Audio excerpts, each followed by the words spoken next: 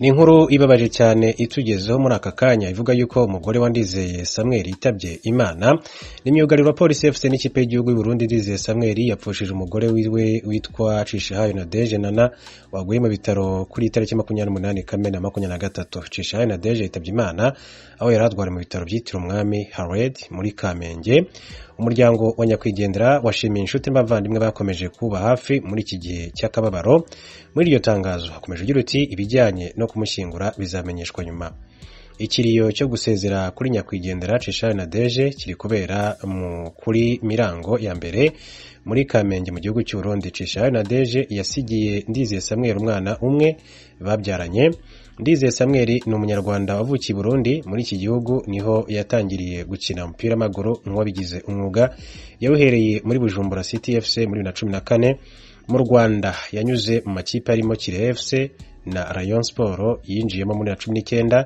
Iyi kipe ya kabiri kandi yarayimazemo imyaka 4 ndetse mu minsi ishize nibwo yayivuyemo yerekeza muri Police FC ku masezerano y'imyaka igera kuri 2. Rayon Sport ibinyujije ku rukuta rwayo rwa Twitter yihanganishije uyu mukinnyi wahoze ari kapiteni wayo.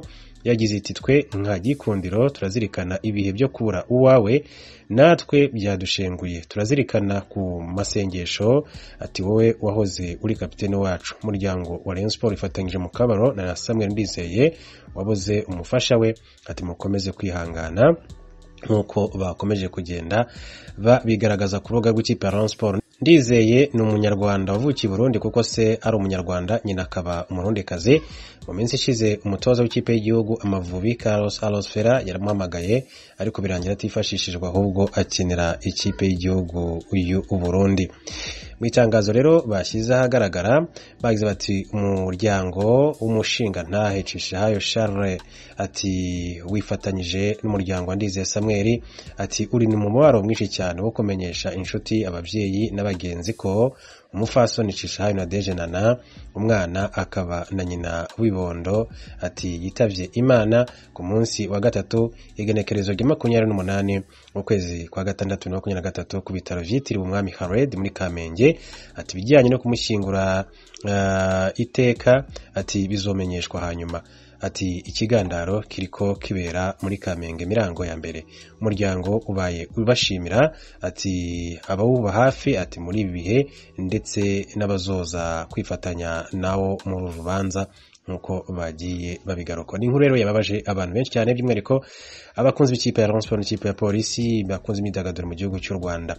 Mu yandi makuru reka mbabwire ko Vincent Karega wahoze ari ambasaderi w'u Rwanda muri Repubulika ya Demokarasi ya Kongo yagaragaje ko inyeshyamba za M23 n'indi mitwe yitwaje intwaro yazibanjirije yavutse biturutse ku mutekano muke ukomoka ku ngengabitekerezo y'urwango yakongejwe n'abasize bagize uruhare muri jenoside yakorewe abatutsi bagahungira muri iki gihugu. Jenoside yakorewe abatutsi n'ingaruka zayo byagize uruhare mu kwenyegeza umuriro muri politiki ya Repubulika ya Demokarasi ya Kongo yari isanzwe icumbagira. Ni mu gihe ibibazo by'ubukungu muri RDC byatumye Mobutu Sese Seko wari perezida icyo gihe agera ku rwego ataragishoboye gushyira igihugu ku murongo. Mu mwaka w'1994 nibwo abarenga 600 bitwaje intwaro barimo interamwe za Exfar binjiye ku butaka bw'igihugu cye binjirana ingengabitekerezo ya jenoside, bamwe bari bamaze kugiramo uruhare mu Rwanda. Mu kiganiro long form podcast cya The New Times gikorwa na Sani Ntayombya, Ambasaderi Vincent Karega yavuze ko interamwe zikimara kugera muri Zaire abatutsi bo mu bice bya Goma na Rucuru bahise bahunga berekeza mu Rwanda kubera ubwoba bw'uko bazicwa. Ni nako byagendekeye abahagumye kuko bishwe n'inka zabo zirasahurwa. Ati benshi bajugunywaga muri Lac Vert, ikiyaga kiri hagati ya Goma na Sake, by'umwihariko abari mu nkambi n'abari bihishe mu bitaro bya Katindo byari bikiri kubakwa i Goma. Uko interamwe za Exfar zakiriwe mu mudendezo ku butaka bwa RDC nako zahawe rugari ngo zikomeze ibikorwa byazo birimo imyitozo zakoreraga ku nkombe z'icyo kiyaga ndetse mu bigo bya gisirikare bitandukanye zitegura ibitero zagiye zigaba ku butaka bw'u Rwanda mu bihe bitandukanye. Ambasaderi Vincent Karega yavuze ko Laurent Desire Kabila akimara kugera ku butegetsi atigeze akemura ikibazo cy'umutekano muke abanyekongo bavuga ikinyarwanda bari bafite. Ati ntiyashoboye gushyiraho guverinoma y'ubumwe, ntiyitaye ku banyamurenge, abanyamasisi, abanyajomba, abarwandofone. Ati ahubwo yiyunze n'ingabo za Mobutu bo bisanga batitaho kuko imvugo zibavangura bitwa abanyekongo bafite ubwenegihugu ubukemangwa zarakomeje. Vincent Karega yavuze ko ingengabitekerezo ya jenoside yakije umurego bigera naho umwe mu bari vice president ba Kabila ahamagarira abaturage kwica bakavukire bavuga ikinyarwanda n'abahungiye uhere mu mwaka wa 1959 byatumye bongera guhungira mu Rwanda. Ubwo rero havutse RCD Goma, umutwe warwanyaga ubutegetsi bwa Desire Kabila kubera ivangura ryakorerwaga abaturage bavuga ikinyarwanda bo mu bwoko bw'abatutsi. Yakomeje agira ati aba bantu bagombaga rero kurwanira ubwenegihugu bwabo. Muri 2000 havutse umutwe witwaje intwaro wa CNDP wari uyobowe na Desire na Laurent Nkunda waje gusinyana amasezerano y'amahoro na guverinoma ya RDC yemera kwinjiza bamwe mu ngabo ku itariki 23 Werurwe 2009. Umutwe M23 wabayeho nyuma yaho bamwe mu bagize CNDP bagaragaje ko bagenzi babo bakigirirwa nabi na FDLR n'indi mitwe yitwaje intwaro imbere mu gihugu nka Mayimaye na Nyatura, nk'uko Ambassadeur Vincent Karega bisobanura. Ati M23 yabayeho kubera ko abatutsi bahohoterwaga, ubwenegihugu bwabo bwibazwagaho, ndetse abari mu nzego za politike badafite amahoro, abandi nta burenganzira bafite ku butaka bwabo. Bwari uburyo bwo kwirwanaho. Ni kubw'uburakari bw'uko benshi cyane mu bagenzi babo bakomezaga kwicwa, leta irebera bongeye kwivumbura ku gisirikare cya leta. Muri 2013 M23 kandi yaratsinzwe, bamwe mu ngabo zayo bahungira muri Uganda n'u Rwanda. Karega yavuze ko ibiganiro hagati ya M23 na guverinoma ya Kongo byakomeje Nairobi na Addis Ababa, byanzura ko abarwanyi bayo bamburwa intwaro bagasubizwa mu buzima busanzwe. Ibyo nibyigeze bishyirwa mu bikorwa mu myaka 10 ishize. Ati ndetse ubwo President Tshisekedi yafataga ubutegetsi yasimbuye Joseph Kabila yabatumiye i Kinshasa 2019 ngo bahurire mu biganiro. Nyuma y'amezi 18 i Kinshasa ibyo biganiro bitaraba, ngo nibwo rero abarwanyi ba M23 bacitse intege bongera gufata intwaro muri 2021. Amerika itangaza ko imigumuko y'abacangero b'abarwanyi bo mu murwi wa Wagner bahatse gutera umurwa mukuru w'Urusiya Moscow kuwa gatandatu w'indwi iheze yerekana ibibazo bikomeye vyugarije uburongozi bw'Uburusiya, igisirikare cabwo na politike yabwo mu kiringo c'imyaka irenga 20. Vladimir Putin amaze ari president w'Uburusiya. Mu kiganiro 18 ca televiziyo y'abanyamerika ABC, umushikiranganje ajije imigenderanire ya Amerika n'ayandi makungu Anthony Blinken yavuze ko ukugumuka kw'abarwanyi ba Wagner bisize muri kabaza kicatumye Uburusiya butanguza intambara muri Ukraine. Kuri televiziyo ABC mu majambo yiwe Blinken yagize ati intambara yo muri Ukraine yabaye umukenyuro utekurukanye Putin mu bisata byinshi nkoramutima birimwe ivy'ubutunzi, ivya gisirikare, imigenderanire n'ibindi bihugu n'ibindi bitandukanye.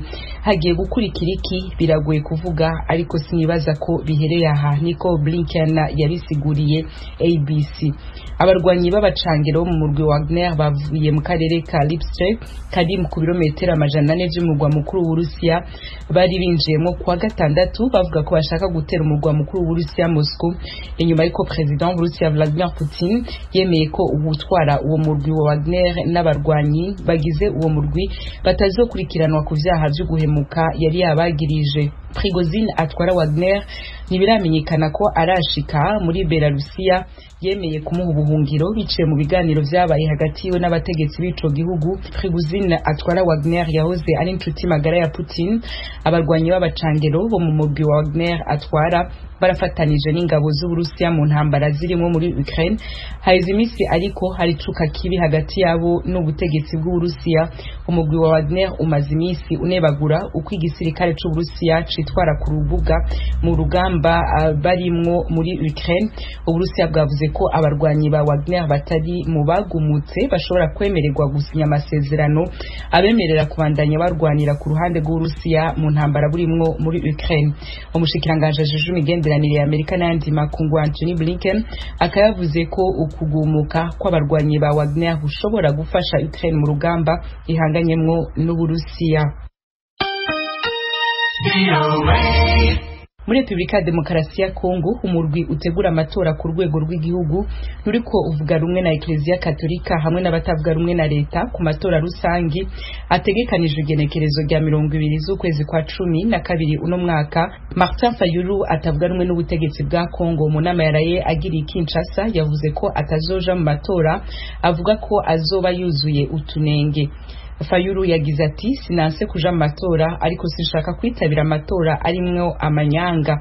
Inama Fayulu yavugiyemwo aya majambo byari bitegekanijwe ko yitabirwa n'abandi bakuru b'imigambwe itatu ikomeye mu itavuga rumwe na leta ya Kongo barimo Moise Katumbi, Matata Ponyo na Delice Sanga, naho hari abanywanyi biyo migambwe baje muri iyo nama yabereye Kinshasa bo ntibigeze bahahonyoza ikirenge.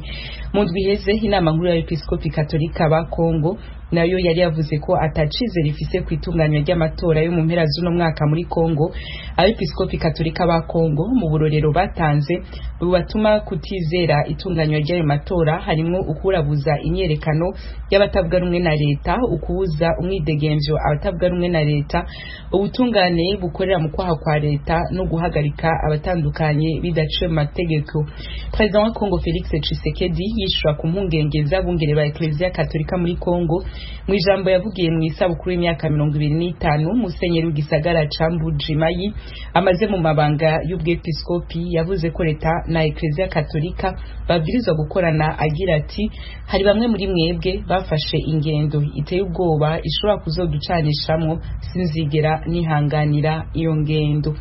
Denis Kadima atwara mu gutegura amatora ku rwego rw'igihugu muri Kongo nawe ahumuriza abafise amakenga abizeza ko amatora yo ku mukwa 12 no mwaka azogenda neza. Yavuze ko mu minsi iri imbere atekanya gukorana inama n'abakuru b'imigambwe cyane cyane itavuga rumwe n'ubutegetsi. Yabasavye kwizera uwo murwi bakazowurimburira mu vy'uzokora hakutega imisi. Igitero c'indege caraye kigabwe mu isoko idandarizwamo imboga mu manuko bushira uburengero bwa Syria cahitanye abantu 10. Abaharanira agateka kazi na muntu muri Syria bavuze ko abarenga 30 bakomerekeye muri ico gitero. Biteze ko ibitigiri by'abakiguyemwo vyongera kuko mu bakomeretse hoba harimwo abasandavye bakimara gushikanwa kwa muganga. Ishamwe Observatoire Syrien des droits de l'homme rifise icicaro mu Bwongereza rikaba